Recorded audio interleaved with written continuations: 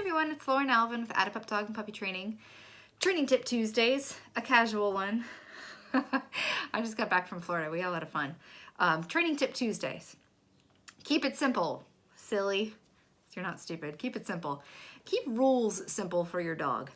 So a common one that I hear is, I don't want the dog on the couch unless I ask them to, or I don't mind if I'm not around and he gets on the couch, or, you know, I'm relaxing, I'm watching a movie and I've got sweatpants on, that's totally fine. Or, you know, I'm gonna vacuum the next day, so he's allowed up on those days.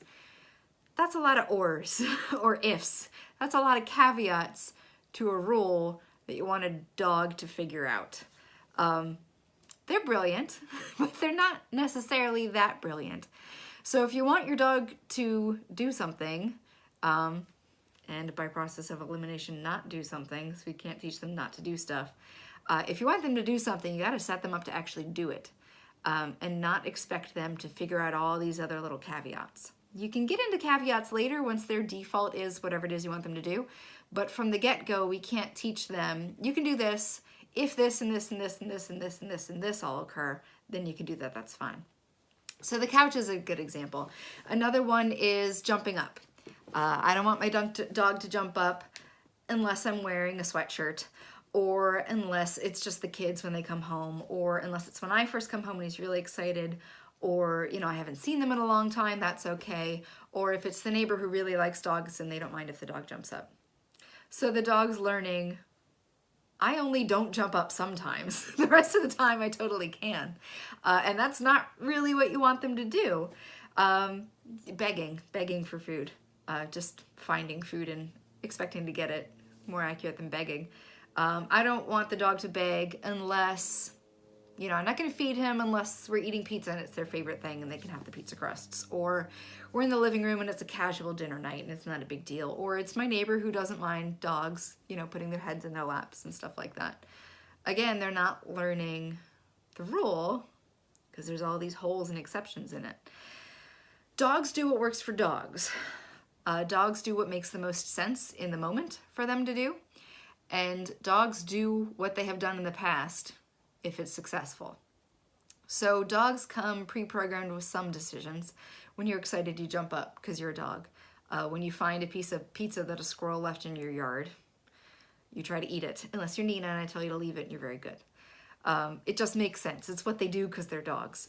If we want them to make non-dog decisions, like putting your butt down and leaving pizza alone when you find it, then we have to make it worth their while. We have to prevent them from practicing those dogs' behaviors and make the new ones worth their while, which is, you know, the last Training Tip Tuesday. So if they keep doing something, they're gonna keep doing it because they've done it before and it makes sense and it got them what they want. If you don't want your dog on the couch, then your rule has to be no dogs on the couch. Or, an easy one, no dogs on the couch unless, well, there's still that unless. What I would teach is either no dogs on the couch, or I teach the dog to get on the couch and off the couch on cue. So if they happen to be on the couch and I don't want them on the couch, then I can ask them to get off the couch. And there we go. I got what I wanted. The dog got what they wanted. And everyone understands what needs to be done because they understand the cue. They understand what you need them to do. And you get to decide when you do or do not want them on there because you're the one with all the weird human desires like vacuuming and stuff like that. And you make the ultimate decision on it. The same with jumping up. My baseline would be 4 on the floor to say hi. Then, on top of that, I could teach a dog to jump up on cue later once their default is already, someone's making me excited and I want to say hi, I keep my feet on the ground or I put my butt on the ground. They have to have an ability, they have to have a choice before they can make all these sub-choices off of that. So keep your rules simple. If you have a rule and your dog's like, not necessarily doing it, and you're going, he knows this, why is he still doing it? He doesn't know it. You made your rule too complicated.